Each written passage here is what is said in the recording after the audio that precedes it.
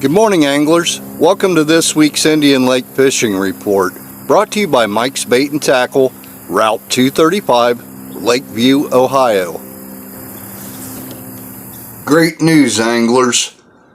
Mike's going to be wrapping off another ACC crappie stick, only this time it's going to be a 10-foot super grip ACC crappie stick. The drawing will be held November 1st, so make sure you get in there and get one of them $5 raffle tickets. That ACC crappie stick will be paired once again with a matching green 1000 series Shang-a-Lang reel. That's a very hot setup, folks. Make sure you get in there. You might be one of the lucky winners. I'm going to estimate the water temperature at 65 degrees. I can't get a very good estimate on it this week again. Some of my guys are out fishing in other bodies of water right now. Water's probably a little bit murky with the rain we've had, but it will be clearing up. With that being said,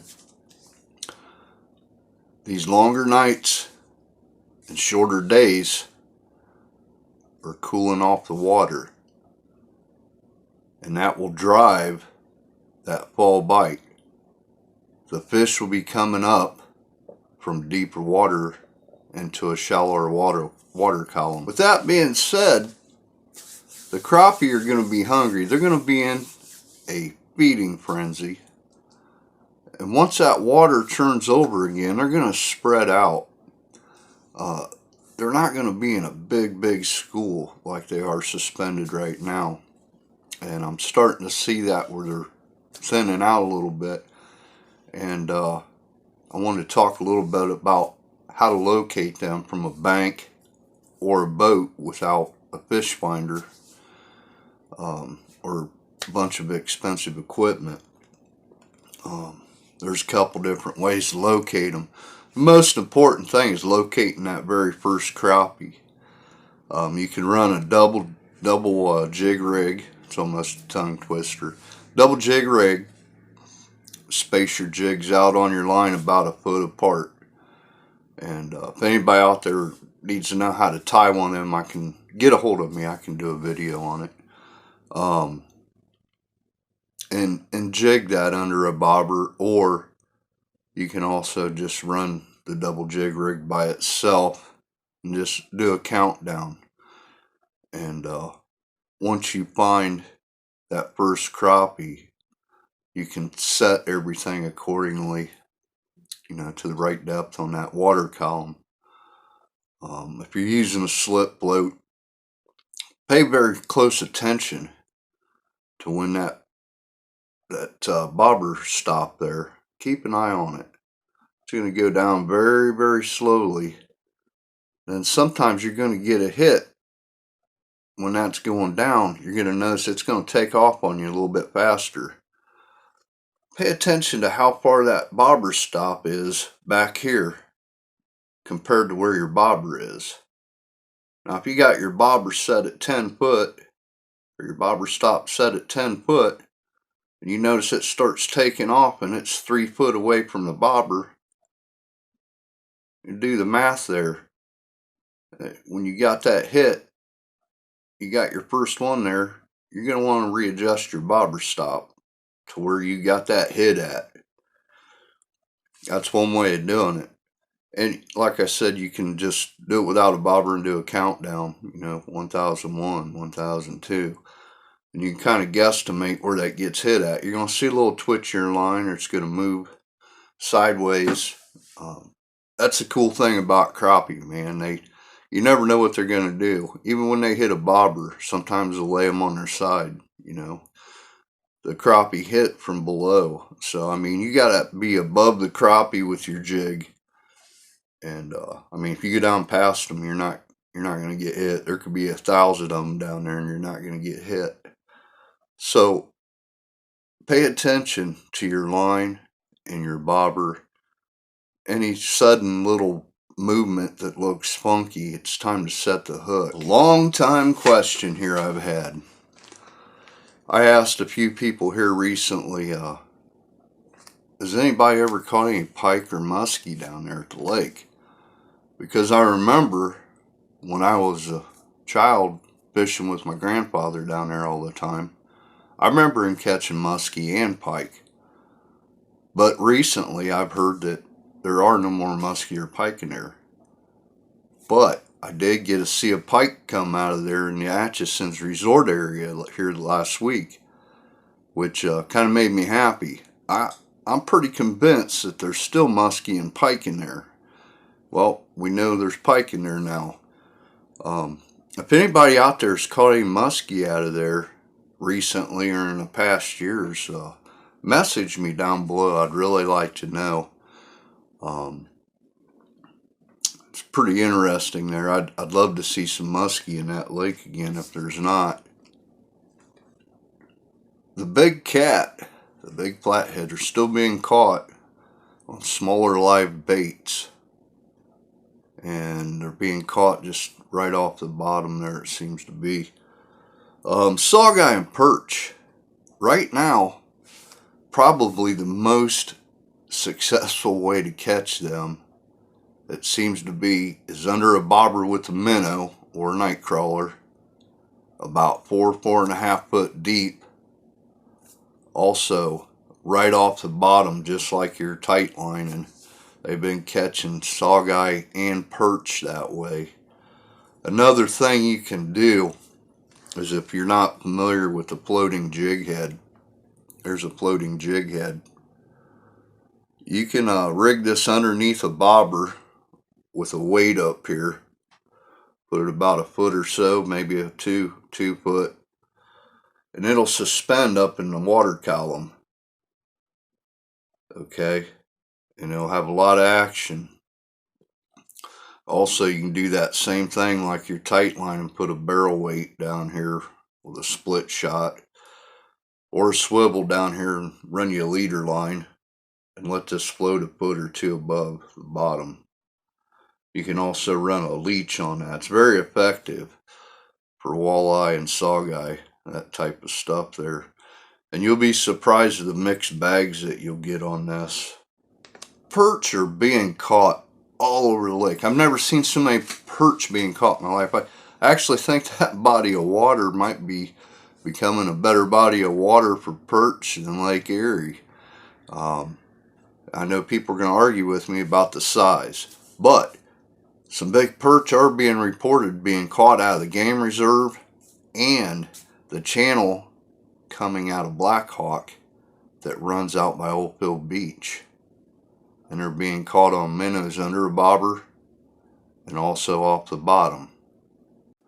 The channel catfishing has been kind of spotty all year. I mean, it started off kind of hot. It's like they went and hid in the weeds, or they're back in structure or something. It's like they're changing their game up. I want to talk a little bit about the colder weather coming on. It'll be coming. And there's a couple things that you do want to do. Prepare yourself. One, make sure you got plenty of warm clothes and probably a good rain suit. We're getting into that fall rain where that's some cold stuff, man. You don't want to get caught off guard. You also want to make sure, if you're using stuff like swim baits, all your plastics, make sure you got some plastics that have that winter mix in them. Them guys use a plastisol and whatever other brands that they use of plastic. There's a saltwater mix, which would be a warmer weather mix, and then there's another mixture. Some guys mix both together. You want a good weather mix. It'll keep the bait limber, keep action. If not, your bait gets stiff and you don't have any action. So kind of do a little research here and see who's using what. You also probably want to always keep I'm not trying to sell this, but Real Magic. Spray that on your line. It'll help keep your line from getting stiff, freezing, icing up, and also keep your guides on your pole from icing up. So this stuff really works good. It also helps keeping your reels from backlashing. Does a good job. Moundwood. Moundwood's been firing up there. Sawguy, perch, crappie. Don't rule out fishing under bridges. I mean, they're still hanging in cover. The Moundwood Bridge. You can also go down to the old famous hot spot down there. That's a great area. They're trolling with worm harnesses. Dream Bridge.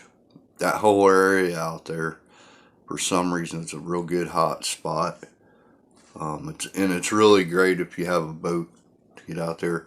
If you try to find a place to park here, you can only jam in 2 vehicles. It's a little tough to get down there. But once you get down there, it's nice underneath that bridge. And something I did want to address about that bridge. I've been down there a couple times, and I've came out of there with garbage bag or two. And you name it, man.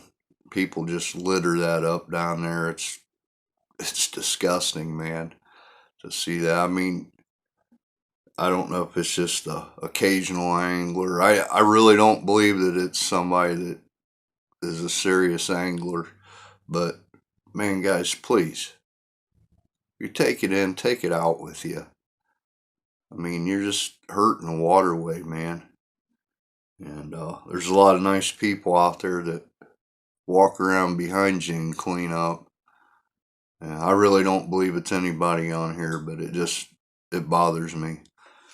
If you remember the old Indian crying, that's it's bad. And that's not the only place, but it seems to be that place gets junked up pretty quick. And I don't know if it's from people fishing down there at night and just not wanting to pick shit up in the dark, whatever. Just, I don't throw stuff down, but I do go ahead and pick up some stuff from time to time, I mean, I don't do it every time because sometimes I'm in a hurry and got my hands full and can't, but I do clean up a lot after people. I know there's a lot of other people out there that do too. Thank you. Anywhere you get a chance to fish one of the islands and you can get in there, fish them. Go out to them points, especially on windy days. Bait fish are key, man. If you see shad, minnows, wherever, that's where the predator fish are. So keep your eye on your surroundings. Look at the water. Look for your bait fish. Keep an eye on the birds. Them birds are fishing too. So, I mean, if you got a bird setting up there and you see him swooping in the water, birds, ducks, man, it's on, But keep an eye on them bait fish, man. That is key. If there's no bait fish in there, there's not predator fish feeding. They're chasing them up and munching on them. And I've been catching crappie on another body of water that's deep. And I've been getting them 12 to 15 feet deep. But at the same time, they're chasing bait fish to the top. And I'm watching them come up. I can't catch them shallow, but I can watch them come up and feed on minnows or fries or whatever on top water. So keep an eye on what's going on around you on the water. Beetle spins, road runners, any small little blade baits like that are very productive in finding crappie and other fish in the water column also. So if you do a countdown on them and start reeling, you can kind of have a general idea where you get that strike at. You can go back at them. But like I said, folks, finding that first crappie is key. And that's going to dictate how the rest of your day goes when you're crappie fishing. Don't overlook the game reserve back there. If you're on a boat, definitely hit the game reserve. Jig those lily pads. Downsize your baits. Mike's been busy with big orders of hand-tied custom jigs. He's also been making ice jigs, so don't forget about the ice jigs. He's been getting them ready for you, and he's been pouring soft plastic baits at night.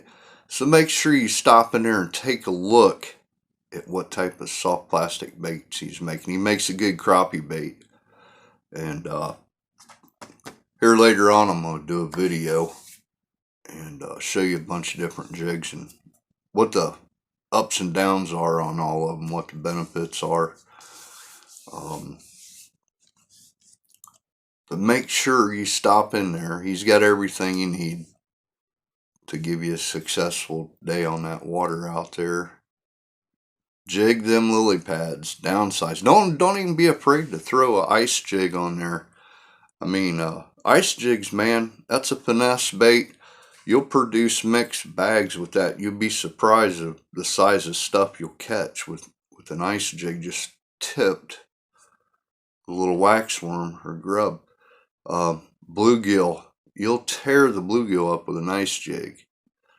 When they don't want to seem to bite on a small little jig, you know, downsize even more. They'll hit them little finesse baits, man. They think that's a little snack for them. So until next week, be safe, tight lines.